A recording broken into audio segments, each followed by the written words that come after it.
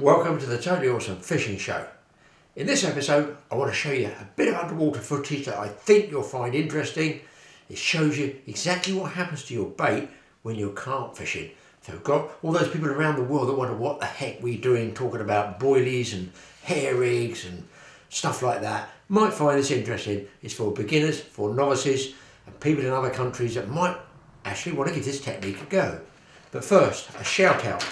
Change of binoculars. This is from Matthew Constable. Graeme, I was wondering if you could do a shout out to all my colleagues who are on the front line during the coronavirus ongoing problems, isn't it? No, they don't work for the NHS, but they work for the service that people seem to forget about. Very true. It's a lot of people that are on the supply chain as well, deliveries. So could you do a shout out also to all the serving prison officers who are still going to work to keep the public safe and do so all year round? Here is the shout out. All you prison officers, a shout out from Totally Awesome Fishing. Stay safe everybody, wherever you are in the world. Another shout out here from Theo Paul. Hi Graeme and Mike, I sincerely hope you are both keeping well at the moment, and I want to truly thank you for continuing to lift our spirits with your videos despite the circumstances. I love your videos and they really do lift my mood. That's good. I'm emailing to ask if you would give my good fishing mates. They're like this watching. Here it comes. Lewis and Will. I'll say that again. I like the sound of it. Lewis and Will. You got a shout out. We all love watching your videos and they have taught us a lot. And we are really missing the beach, as I'm sure we all are. Yes, yes. Out of all this, I don't have a craving to go coarse fishing, freshwater fishing. I really don't. I do miss my boat fishing. I sat on the boat the other day. It wasn't nice. It was nice sitting on it, but it brought all those memories back, thinking 6 months, I've not been on it for 6 months. Now I'm on it, it's all ready to go, I can't go anywhere. And beach fishing, of course, the wild wilderness, the wonderful open expanse of the British beach. With not many fish on it, but we don't care because we like getting out anyway. And also to my old man Nige, who is on his own as I can't see him at the moment because he is a high-risk guy with C19. Stay safe out there, everybody. Thank you again. Carry on making the videos, whether you can fish or not. Whatever you are doing, it is entertaining to watch. Don't ever say that, because I could be making anything. I have got other films coming up, but at the moment, I'm just piling a few fish-orientated ones up. Guys, sit back, relax, just take a look at this. I just did it in my back garden during the lockdown, but I think some of you beginners, novices, and people around the world just might find it interesting. Let's face it, it passes another 20 minutes, doesn't it? Well, folks, it's welcome to the Totally Awesome Fishing Show. Blazing summer day, lockdown, can't do anything. I thought, what an ideal situation to show beginners out there and novices what exactly a boilie does underwater. Because I've cleared my fish pond out, I know the algae's going to come and colour it all up again, but at the moment, 2 days, 3 days later, it's clear, the sun's out, I might be able to get you a picture of a bag and a boilie underwater dissolving. Now, let's get my tackle box out, which is about the only time I'm going to be using it for the moment anyway. And I'll show you what we do. Again, all the advanced, super advanced people, experts, move along. It's going to bore you to death. This is for beginners, novices, people in different countries that don't know how we fish boilies for carp. It's the most basic thing I can show you, but it just will give you an idea. And of course, if by having ideas, you might get a change, you might think of something different, you might have actually thought something up, because they didn't just drop on us the fact that you can use a hair rig and a boilie. People actually, you researched it, worked on it, processed it, and got it as to the refined technique that it is so successful today. Whether you love it or hate it, it's here to stay. It is very, very successful. Let's turn this round, and then hopefully we can set ourselves up here and show you how it works. Yeah, that's right, another repair job. It's never ending. Okay, So the basics of this baiting needle, what they call bait stops. I've used these yellow ones because they stand out for you. The next most important thing is this. It's a mesh bag, a PVA bag, which dissolves in water. It dissolves fast in warm fresh water. In the winter it will dissolve a bit slower, and if you use it in seawater it's slower still. This is the basic hair rig just here. I'll lay it out like that, you might be able to see it. I've used yellow 50-pound line there, so you can see that would be a fishing line. Obviously you wouldn't use 50 pounds generally. There's your lead, there's your hair rig, and these are the boilies. Now this is a bait that you buy in the UK for carp fishing. You don't have to use them, of course you don't, but so many people use them, the carp are really used to them. In addition to the mesh one, you can also get what they call a solid bag. Again, PVA. You must not get those wet. Don't get them wet at all. That's why they're in this tube, because it's got to be kept dry. Okay. When you want to bait up, you take it out of the tube. Put that down there. Don't put it in the wet, Graeme. You've probably seen us do this on the films before. Probably going to have to move that camera back. Anyway, you have a plunger if you want to pack small bait down inside this tube. Okay, so you can see the difference between the mesh and the solid bag. They're both the same material, but I prefer using these. I think these really use for perhaps a bit more bait, and also punching through weeds. So if there's weed and you don't want to get your hook bait hung up on the way down as it's sinking through the weed, you'd use a bag, and the lead goes in the bag as well. We'll probably do both techniques. This way is more for, I think, open water fishing. Obviously there's a huge variation of opinion as to when you should use these. I'm just giving you the basics. So this one would be, the hook would go through the mesh bag. You'll see it could snag on a piece of weed and stop it sinking down. If you put your hook and all your samples inside the PVA solid bag, it's all enclosed. It should punch down through the weed beds and sit on the bottom better. So the first thing we do is set ourselves up with a hair rig. Okay, let's just take one of these little pips off. It's very difficult to do back to front, inside out, with a camera there. You can see how tiny they are. Okay, I can't even see if we're getting this in the sunshine. The baiting needle has a tiny barb on it, just here. It's very sharp. Do not push it through your finger. So you get your boilie, you push it through like this till you can see the barb. You then open the loop on your hair rig here.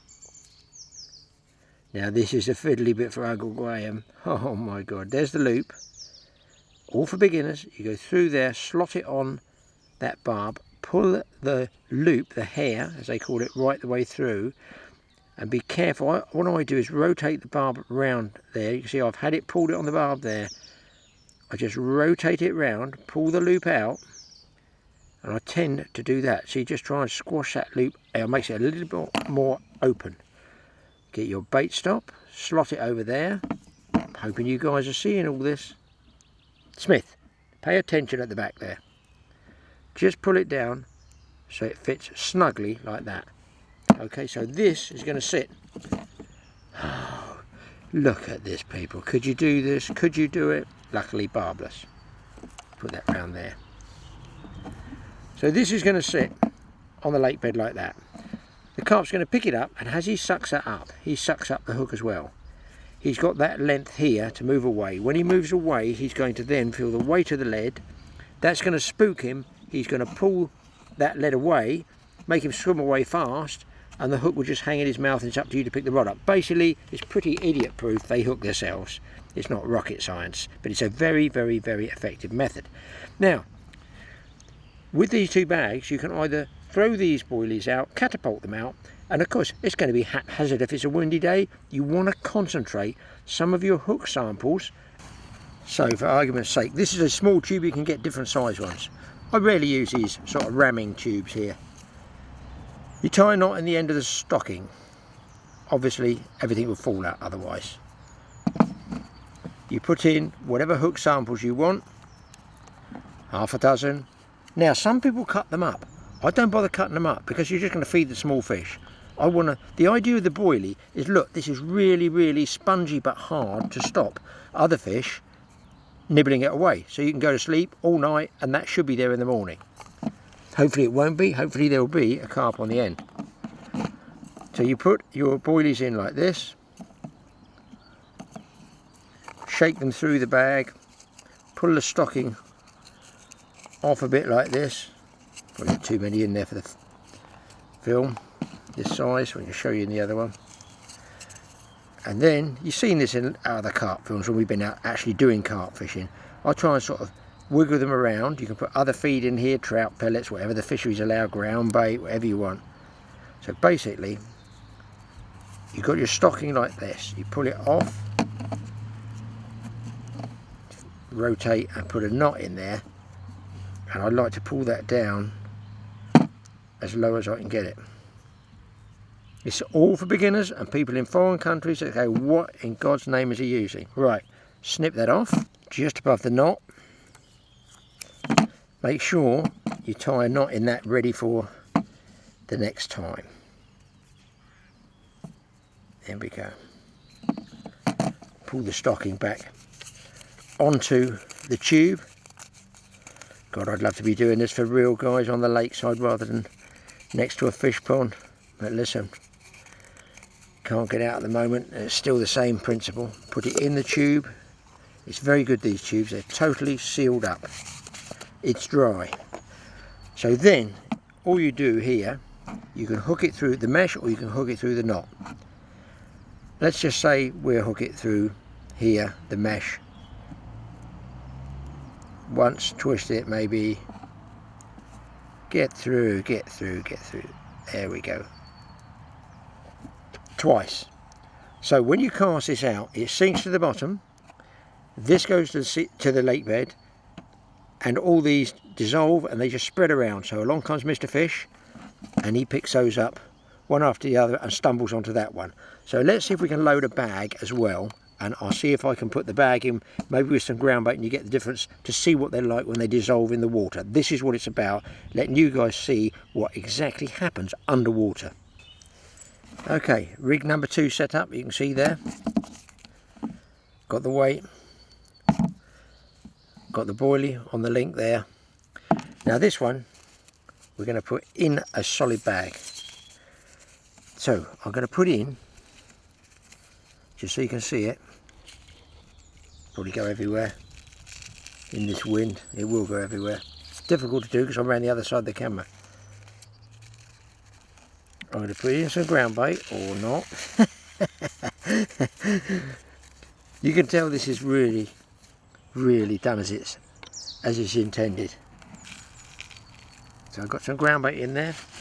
I'm going to put something else in there. I'm going to put, say, something to break up higher on the surface. You can't see this at the moment. So my hand's in the way. Okay. Then let's say I want to put in. See how much more you can get in there, guys. I'm going to put in some trout pellets, like this. Then I'm going to put, some of my sample hook baits in. See how much more I can get in there, people. But then, right, you've got to pack it all down. Let me just flick this off for you. A bit easier for you to see, hopefully. You're going to pack it all down. Now the last one, we put that hook in the mesh, didn't we? This is different. This time, we're going to put the weight in first, like this, and just wiggling it in amongst that ground bait. So it's sort of at the bottom of the bag. You want the lead really, I find, my experience, the carp I catch, I put it at the bottom of the bag, and I coil up the hook link there loose, okay? You get it all packed down, and then, when you've got it packed down, you put the line in the middle of the bag, you twist the bag together,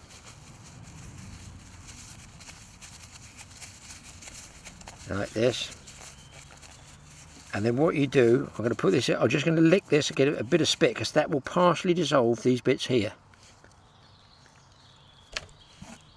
Oopsie, there we go. I can feel that's gone tacky already. Do you want to get this wet? damp your fingers and you can just push these up. Now that is one package ready for casting out. So let's get this one and this one. See the two different methods there? Solid bag, everything's enclosed. The mesh bag, almost everything's outside the hook bait. Let's get them both in the water and we'll see if we can get any underwater shots for you of how they dissolve. Okay, here we go. I'm about to lower the two bags. As you can see them just hanging there in my pond. What a good job I cleared all that weed out. So at least we should be able to see something happening. They go down, bag on the right, mesh bag on the left. If you look at the left band bag, it pops really quickly. Watch, boom, boom, boom. See it dissolving? The last one just about to dissolve, bang. Now, I think that's almost better in a way, which is why I like using it. That's the first time I've seen them pop away from the bag like that, because you're pushing them in under stress, aren't you? You know, it's stretching that mesh, so when they do dissolve, it sort of pings out. In the meantime, my ground bait pellet bag is bubbling away here. Look, it's like a little kettle. It's fermenting. It's doing something. And watch what happens. This is why I put dry ground bait in there, because I want it to go up towards the surface and put a big spread of bait around. Here it goes. Look, boom, right to the camera. Now look, when I put the camera back underneath the water, you will actually see, there you go, an absolute cascade of bait going down over a bigger area. Now, you might say to yourself, well, if it was a windy day, that might blow away and spread the bait. I don't have a problem with that. I wouldn't use that on a really windy day. I'd make a different type of mix. But I've put this in to give you an illustration of how I can put standard boilies on the left there. As you can see, just boilies in a bag on their own, no ground bait, leads in the foreground, or you can fish with a mixture of feed here. And look, it's still tumbling down. Now, if you've watched my films on carp, you know I'm a great believer that the small fish come nibbling around, they're swirling around here, look there could be a carp even, you know, and that spreads that bait even wider and it gets them the confidence to feed. Also, on the surface, you'll get some as well. You can get carp suddenly coming up on the surface and then you can get them on floating crust. You can bring one of the other rigs in and get them on floating crust. This past year I caught loads on floating crust. So there you go, just a tip. It gives you a sort of a rough guide and you can see underwater how the boilie bag has dissolved there on the left and dissolved on the right. A lot slower because it's a bigger material, isn't it? I bumped the lead and there you can see it. Okay, now you can see that one works very well, but you also get a different type of boilie. This one called a pop-up, and you'll notice I'm not ramming any makes down your throat like people do. It's just a pop-up. Really good one. It still smells. This one is called Milky Toffee. I could nearly eat these. They are so strong. I've had these the best part of 3 years. So if I show one to you, you'll say, well, that's just another boilie, Graeme. There's a boilie. There's a pop-up. It's a little bit whiter. It seems to me to be much harder and it's buoyant, hence the word pop-up.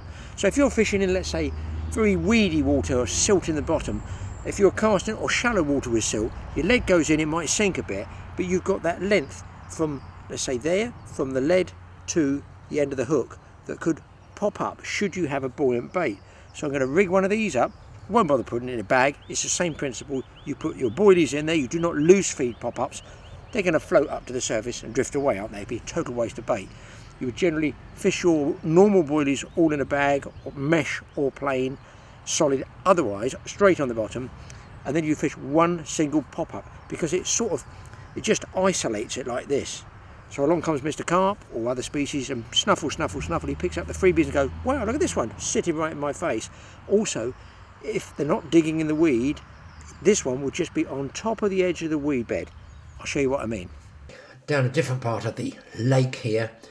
This is trying to show you how a pop-up could work with weedy situations. Can you see all the weed there? Obviously you can see the lilies unfolding there. You can see the blanket weed. Now you don't know, you got really no way of knowing where your bait's going. I drop a lead weight and the lead's gone straight into the weed. Down there you can barely see that black dot. But look how the pop-up is suspended way above the weed. So it's in a total visual area of a carp cruising around. I'll do it again. I'll drop it down. Watch the lead go. lead absolutely disappears in the weed. Well, ordinarily your boilie would be sinking, it would be down there, and they're not gonna find it. Are they gonna be digging around? They might smell it, I guess, but dig it all out. But you're making life very hard for yourself. This way, with the pop-up, you can see it's suspended, it's totally in the fish's area, cruising around, and there you go, a bait in the right area. So right guys, I know you were saying, yes, I can see the principle in that. In, say, weed this deep, just over the depth of your hook link, I'm going to call that your hook link from there to there. But what about if you're on a hard, say, a hard lake bed, a hard gravel bottom, little bit of weed, not too much, but you still want to use the principle of the pop-up to isolate your hook bait in amongst your other freebies that you put in with one of the bags, either solid or mesh. There's still a lot to be said for isolating yours. Here's a carpet of boilies, but there's one sticking up a little bit, 3 inches, 4 inches. That's got to appeal to a fish, surely. So what you do then is you can shorten this by adding some what they call weight just here. It is, not giving them a plug, it's not free, I'm not sponsored, maximum density tungsten whatever compound, and it's in a green and black box, so you know you're gonna catch carp. The carp can't see that in your tackle box, you know, it's green and black. Phew, they can't see that. What you do is you pin it down, what they call pinning down. You get a piece of this, which is like that. You mould it in your fingers to a tiny little bit, just to counteract the weight. I probably want a little bit more than that. And what this does is, it just puts enough weight just to counteract the buoyancy of the boilie. So I'm going to put this on here. I'll probably do it on my leg, it's much easier. Let's say I want it to pop up, I don't know, 4 inches, something like that. You just want to isolate it. So you just roll this putty. You can get all this stuff in tackle shops. I mean, it's carp mad. Every tackle shop must have carp gear, I think. So you can buy all these gizmos and gadgets. This is the basic stuff for just teaching people, and just out of interest for people that live abroad. You know, in different countries, we get a huge following. Can you see the principle in that? There is the, I've got to call it putty, tungsten putty. There's my hook bait there. There's my weight. Put it underwater and show it to you guys. It better work. I've got to look stupid. But tidy it up a bit, because you know, tackle tarts will be straight on that. Oh, it's crooked. It's crooked. It's the wrong colour green. You've done that wrong, mate. If I've done it wrong, how come I'm still catching carp? Here we go, underwater. Okay, here you go. There's some tadpoles in there. I've got some life in my pond. I'm going to lower this down, and then hopefully you'll see the lead disappear into the weed. Watch. Lead goes into the weed, and there you go. That pop-up now, because of the tungsten putty there, is suspended just above the weed, but a lot lower down. You can see it just, it's visually there for a carp to pick up. Or indeed, look, other fish as well. It's not just carp, is it? Let's face it. And if you're using small boilies, there's the lead on the left. You see it's just down there. And the pop-up is just suspended. Of course, if you had a bag with hook baits, the hook baits are still going to be down in the weed. So very often people will fish a single pop-up with nothing else there at all. No bag, no nothing. So there you go. Hopefully you've learned something. If you fished it over a, let's say, weedy area, rough stony area, and you just want to suspend your pop-up a little bit above, just to isolate it in a baited area, the lead goes down there. So the lead's sitting on the lake bed. I'll just pan left, and you can see the pop-up is now, what, 4 inches, 3 inches just suspended above. It doesn't have to be over weed. It's just boilies and pellets there on the bottom. In fact, my God, where have all the boilies gone? Have the newts eaten them? Don't tell me this is a man that actually has taken the boilies out of the water and dried them in the sun so he can use them again. Oh yes, don't worry, I don't throw anything away. So along comes a carp. He's digging around like that. The pellets and the boilies still stay on the bottom, and he can see that one just pinned about 3 inches, you know, off the surface. Again, it's making it look a little bit different. It's isolating your bait above all the feed on the bottom. He comes along, trying to grab hold of it. As he grabs it, and this works all the time, he's going to feel that weight. Look, he drags the weight along, and you hook up. You've got 4 different ways of doing it there. You've got a solid bag, which punches a bunch of bait, a lot of bait through in one area, say through weed, your whole rig goes through. You've got the mesh bag, which I personally use way more than a solid bag, but you run the risk if it's very weedy, the hook might snag up on the way down, then all the bait cascades out, dissolves, the bag dissolves, all your bait goes down, you're way up in the weed up here. That's why they use a solid bag, but as I say, I personally use the mesh bag. Then you have a pop-up if you want to isolate it the full length of your link or trace above, say, deep weed, and then you've got a balanced one if you want to put a bit of that sort of tungsten putty just to pinch it a couple of inches, 3 inches, and isolate it over your hook baits. Guys, I think it's about time we went fishing, but listen, if you go float fishing or whatever, why don't you just get yourself one decent rod reel, carp rod reel, not necessarily a carp one, heavy rod and reel, say 15-pound line, buy the rigs, buy some boilies, just dump one of those bags out close, put it down on a bite indicator, and then go float fishing or feeder fishing. Just fish it as a bonus off to the side. You don't have to cast it miles, just lob it out a little way, and you too can end up with some fish like these.